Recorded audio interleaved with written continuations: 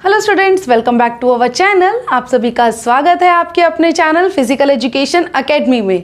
तो जैसे कि न्यू सेशन शुरू हो चुका है, नए सेशन में बहुत से बच्चों के कमेंट्स आए थे कि मैम वीडियोस डाल दो, वीडियो डाल दो। तो थोड़ी वीडियो लेट हो गई है, उसके लिए सॉरी, क्योंकि समर कैंप्स चल रहे हैं। जैसे आप लोग छुट्टियों पर जाते हो, कहीं घूम कर आते हो, वैसे थोड़ा सा घूम कर मैं भी आ गई हूँ, बट अब मैं वापस आ चुकी हूँ और अब हम बैक टू बैक आपके लिए वीडियोज़ लाएंगे।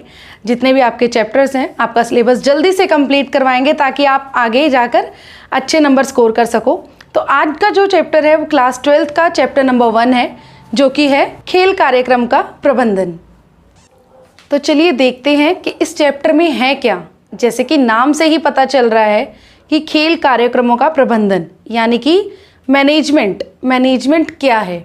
तो जैसे कि मैनेजमेंट आपको सिंपल, मैं एक अच्छी सी बात बताना चाहूँगी कि जैसे आपको घूमने जाना है कहीं, तो आप सबसे पहले देखोगे कि वहाँ का वेदर कैसा है, वहाँ आने जाने का कन्वेंस कैसे जाओगे, कैसे आओगे। वहाँ जाने के लिए सबसे बड़ी चीज़ कपड़े कैसे लेकर जाने हैं ताकि आपकी जो फ़ोटोज़ हैं वो अच्छी आ सके, है ना।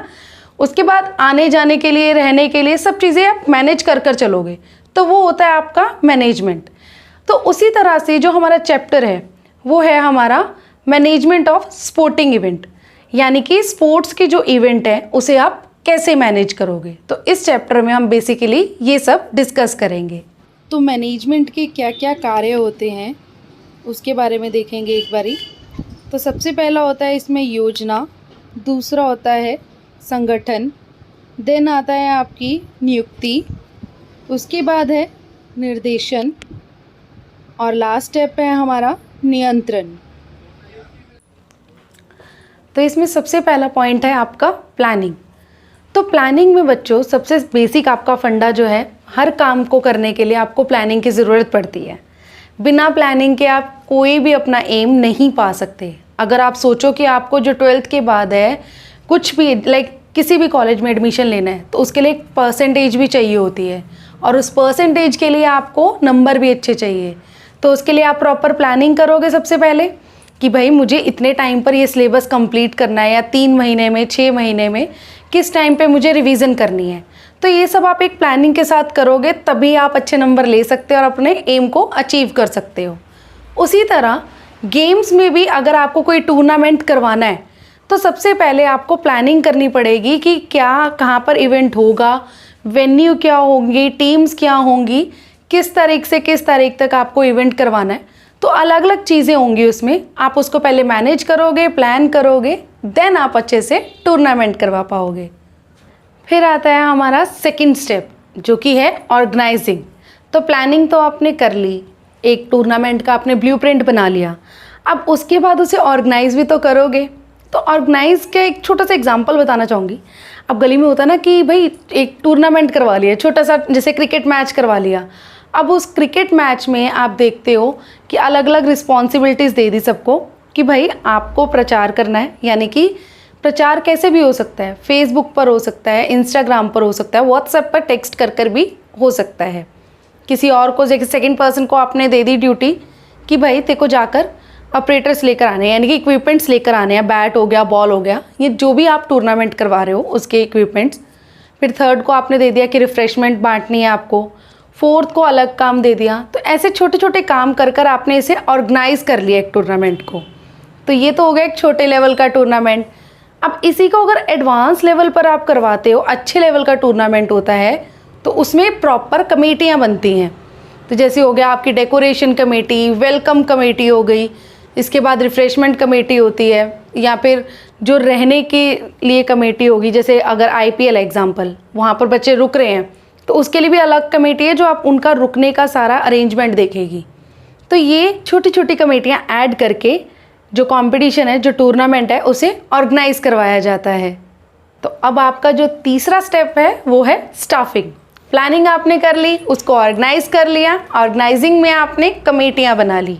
बट इस कमेटियों में होगा कौन, आपको कैसे पता चलेगा किसको किस में ऐड करना है, या सामने वाले पर्सन को क्या पता चलेगा किसकी क्या रिस्पॉन्सिबिलिटी है। तो सिंपल है, स्टाफिंग में आपको अलग अलग कमेटियों में किस पर्सन को ऐड करना है ताकि वो उस काम को अच्छे से कर सके। अब आप ये होगा कि आपको इक्विपमेंट लेने के लिए जो कमेटी आपने बनाई है, आप उसमें ऐसे पर्सन को इक्विपमेंट लेने के लिए भेज दो जिसे नॉलेज ही ना हो, तो उसका भी कोई फ़ायदा नहीं है। आप स्टाफिंग करते वक्त इन चीज़ों का ध्यान रखना कि जब भी आप जो कमेटी बना रहे हो उसमें वही पर्सन होने चाहिए जिसे उस चीज़ की नॉलेज हो। तो अब आपकी स्टाफिंग भी हो गई है। स्टाफिंग के बाद स्टाफ तो आपने कर लिया, नियुक्त कर लिया, अब इसे डायरेक्शन कौन देगा, वो भी आप ही को देनी है। तो हमारा जो नेक्स्ट पॉइंट है वो है डायरेक्टिंग। तो इसमें क्या है, आपने जो कमेटियाँ बनाई हैं उस कमेटी में कौन सा पर्सन क्या काम करेगा उसको आपको देखना है। एग्ज़ाम्पल आपने बना दी फूड कमेटी, तो अब ये तो नहीं है कि सारे लोग खाना बनाने चले जाएंगे, नहीं ना। तो कुछ लोग जैसे अरेंज करेंगे, हलवाई अरेंज करवा दिया, कुछ लोग वहाँ पे खड़े होकर हलवाई के सामने जो भी है खाना बनवाएंगे, ठीक है। उसके बाद कुछ लोग जो होगा टेबल अरेंज करवाएंगे, टेबल का सेटअप करवाएंगे। देन उसके बाद कुछ का फोकस रहेगा कि जो रिफ्रेशमेंट बांटनी है। तो ऐसे अलग अलग पर्सन्स को अलग अलग काम दिए जाते हैं। तो ये होता है आपका डायरेक्टिंग। तो अब इसका लास्ट स्टेप आएगा कंट्रोलिंग।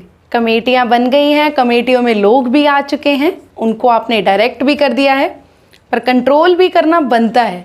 बिना कंट्रोल के आपकी जो कमेटियों के मेंबर्स हैं, कई बार होता है कोई गोली दे जाता है, गोली खाने वाली गोली नहीं, कई बार होता ना कि यार मैं आ रहा हूँ बट आते नहीं हैं, उससे क्या होगा, आपका जो इवेंट है टूर्नामेंट वो होगा ख़राब और आप अच्छे से उसे हैंडल नहीं कर पाओगे। तो इसके लिए आपको प्रॉपर जो आपकी कमेटीज़ के मेंबर्स हैं उसके ऊपर कंट्रोल होना चाहिए।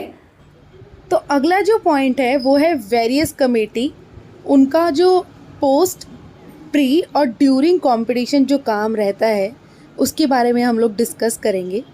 आपकी बुक में जो है ये इनके सबके काम अलग अलग बताए गए हैं कि कंपटीशन से पहले क्या काम होता है, बाद में क्या होता है और कंपटीशन के टाइम पर क्या होता है। लेकिन हम लोग ये सब एक साथ डिस्कस करेंगे क्योंकि ये इतना ज़्यादा इम्पॉर्टेंट टॉपिक नहीं है और वैसे इतना लंबा टॉपिक खींचने का भी कोई फ़ायदा नहीं है। तो एक बात और, अगर आप सोच रहे हो कि आपको यही कमेटियाँ लिखनी है, यही कमेटियाँ याद करनी है, तो ऐसा ज़रूरी नहीं है। आप अपनी सहूलियत के हिसाब से भी टूर्नामेंट के अकॉर्डिंग एग्ज़ाम में कमेटियाँ लिख सकते हो या टूर्नामेंट के दौरान कमेटियाँ बना भी सकते हो। जैसे कि आप अगर सोच रहे हो कि आप एक अपने सोसाइटी में टूर्नामेंट करवा लो, तो उसमें आप अपनी सोसाइटी के टूर्नामेंट के अकॉर्डिंग अपनी कमेटियाँ बना सकते हो। अब बात करेंगे विभिन्न समितियों की, यानी कि अलग अलग कमेटियाँ कौन कौन सी होती हैं। जैसे कि आयोजन समिति, प्रचार समिति, क्रय समिति, सजावट समिति, वित्तीय समिति, परिवहन समिति, भोजन व आवास समिति, अधिकारियों के लिए समिति, खेल मैदान व उपकरण समिति और लास्ट है आपकी प्राथमिक चिकित्सा समिति। तो ये सारी कमेटियाँ ज़रूरी नहीं कि आपको टूर्नामेंट में होती है, बट सारी अपने अपने टूर्नामेंट के हिसाब से ही कमेटियाँ बनती हैं। ज़रूरी नहीं भोजन व आवास समिति चाहिए हो कि आपने, कई बार होता है 1 डे का कंपटीशन होता है तो उसमें रुकने की तो कोई टेंशन ही नहीं होती, तो रुकने वाली कमेटी तो जो आवास कमेटी है उसकी ज़रूरत भी नहीं होती। तो अपनी सहूलियत के हिसाब से जो आपका टूर्नामेंट है उसकी नीड के हिसाब से कमेटियाँ बनती हैं। तो इन कमेटियों की जो ज़रूरत होती है कंपटीशन के टाइम पे, कंपटीशन के पहले और कंपटीशन के बाद में, वो क्या क्या होती हैं वो देखेंगे। तो सबसे पहले आती है हमारी आयोजन समिति। ये कमेटी क्या करेगी, आपका ऑल ओवर जो भी मैनेजमेंट होगा उसे देखेगी। तो ये जो समिति है वो खेल प्रतियोगिता के आयोजन और संचालन से संबंधित सभी चीज़ों के लिए जिम्मेदार होती है। बाकी सभी समितियां जो होती हैं वो इसके अध्यक्ष, इसके सदस्य होते हैं। यानी कि आपकी टूर्नामेंट में कोई भी प्रॉब्लम आएगी या कुछ भी होगा तो उसकी जो मेन हेड रहेगी वो ये कमेटी रहेगी और बाकी जितनी भी कमेटियां हैं उसके जो अध्यक्ष होंगे वो इसके सदस्य होंगे। फिर आती है आपकी प्रचार समिति।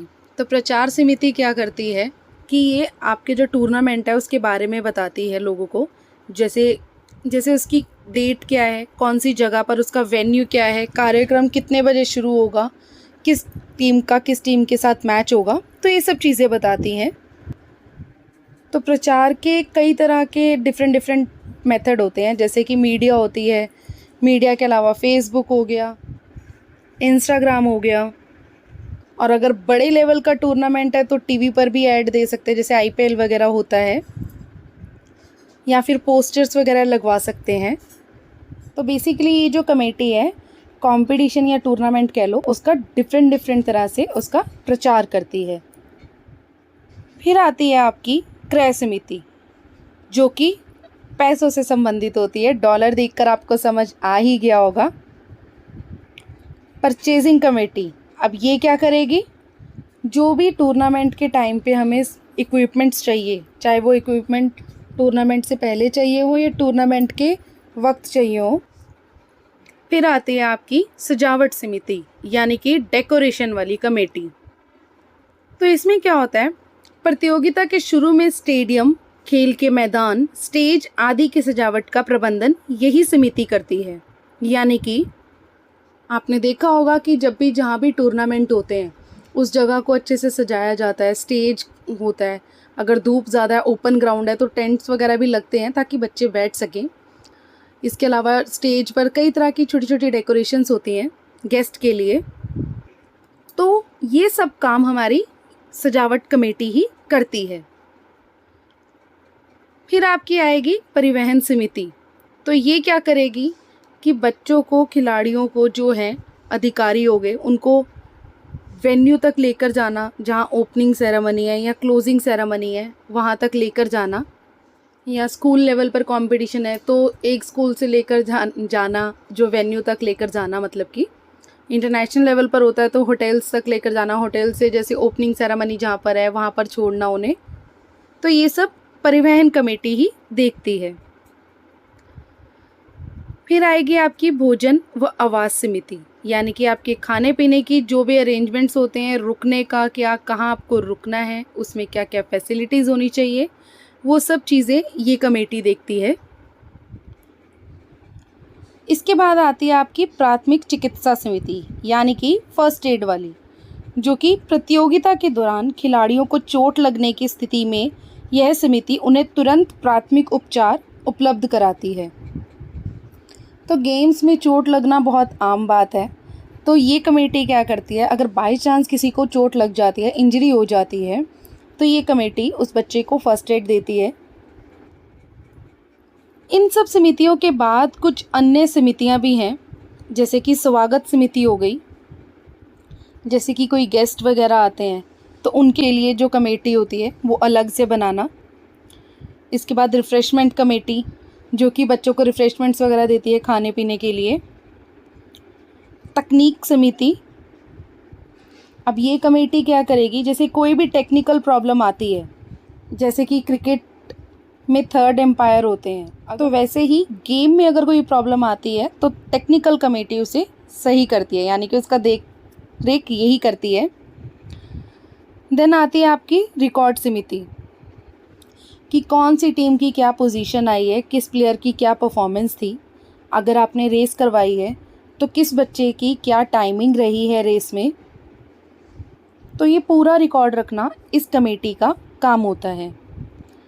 देन नेक्स्ट है पुरस्कार कमेटी, यानी कि अवार्ड्स वाली कमेटी, कौन सी टीम को कौन सा पुरस्कार मिलेगा, पुरस्कार के रिलेटेड जितनी भी जिम्मेदारी होती है वो इस कमेटी की होती है। देन नेक्स्ट है अनाउंसमेंट कमेटी, जो कि सबसे ज़्यादा ज़रूरी है, जो कि बताती है कि कब कौन सी टीम के प्लेयर को आगे आना है खेलने के लिए, किसकी टर्न है, या बहुत सी चीज़ें छोटी छोटी होती हैं जिसकी अनाउंसमेंट की ज़रूरत पड़ती है, तो वो ये सब कमेटी करती है। फिर आती है हमारी कार्यक्रम समिति। इसमें क्या होता है कि जो हमारा कल्चरल प्रोग्राम होता है, जैसे कोई सांस्कृतिक प्रोग्राम हमें दिखाना है या कोई डांस या सिंगिंग है, तो इन सब के लिए भी हम एक कमेटी बना सकते हैं। तो ये थी बच्चों योजना क्या है आपकी, उसकी कमेटियाँ क्या क्या हैं, उसकी रिस्पॉन्सिबिलिटीज़ क्या क्या है पोस्ट, ड्यूरिंग और after competition. So thank you for watching our video. तो ये था आपका मैनेजमेंट के स्टेप्स क्या क्या हैं, वेरियस कमेटीज़ कौन कौन सी होती हैं, उनका क्या काम होता है कंपटीशन से पहले, कंपटीशन के टाइम पे और कंपटीशन के बाद में। तो ये तो आपको बता दिया हमने आज। अब जो नेक्स्ट वीडियो आपके लिए आएगी वो आएगी टूर्नामेंट की, कि टूर्नामेंट कितने तरह के होते हैं। उसमें आएगा आपका फिक्सचर्स भी आपको अच्छे से समझाया जाएगा। ये सबसे ज़्यादा इम्पॉर्टेंट टॉपिक है आपके लिए, मैं गारंटी कह रही हूँ। अगर आपने इसको अच्छे से समझ लिया, अच्छे से अपने दिमाग में बिठा लिया, बाकी चीज़ों को हटा के, तो कन्फर्म है आपके नंबर अच्छे आने से कोई नहीं रोक सकता।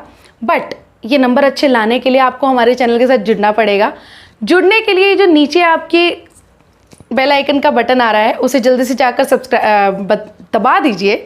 सब्सक्राइब तो आप चैनल को करेंगे ही, और हाँ, वीडियो अच्छी लगे तो यार लाइक और कमेंट कर दीजिए, क्योंकि आपके लाइक और कमेंट से मुझे भी थोड़ा मोटिवेशन मिलता है। तो वीडियोस जल्दी जल्दी आएंगी। तो चलिए, थैंक यू।